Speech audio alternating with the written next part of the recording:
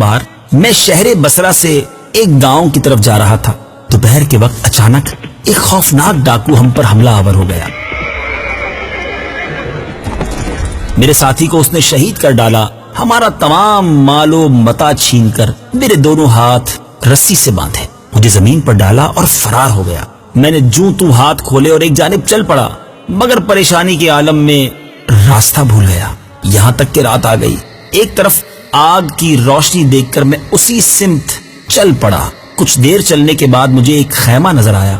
میں شدت پیاس سے نڈھال ہو چکا تھا، لہٰذا خیمے کے دروازے پر کھڑے ہو کے میں نے صدا لگائی، العطش العطش، یعنی ہائے پیاس ہائے پیاس۔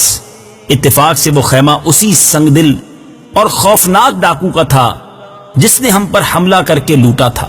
میری پکار سن کر پانی کے بجائے وہ تلوار لیے باہر نکلا اور ارادہ کیا کہ ایک ہی وار میں میرا کام تمام کر دے، مگر اس کی بیوی آڑے آ گئی۔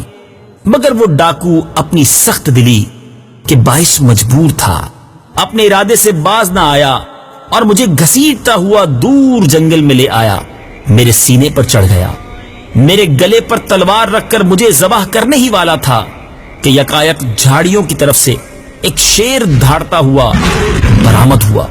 شیر کو دیکھ کر خوف کے مارے ڈاکو دور جا گرا، شیر نے جھپٹ کر اسے چیر پھاڑ ڈالا اور جھاڑیوں میں غائب ہو گیا۔ میں اس غیبی امداد پر اللہ عز و جل کا شکر بجا لایا۔ یہ واقعہ حضرت سیدنا شیخ عبداللہ شافعی علیہ رحمت اللہ القوی کا ہے۔ اے میرے میٹھے اسلامی بھائیوں اور سوشل میڈیا کے ناظرین، کبھی کسی پر ظلم نہ کیجیے۔ نبی پاک صلی اللہ تعالی علیہ وسلم کا فرمان ہے، جس نے بلا وجہ شرعی کسی مسلمان کو تکلیف دی اس نے مجھے تکلیف دی، اور نبی پاک فرماتے ہیں جس نے مجھے تکلیف دی اس نے اللہ عز و جل کو تکلیف دی۔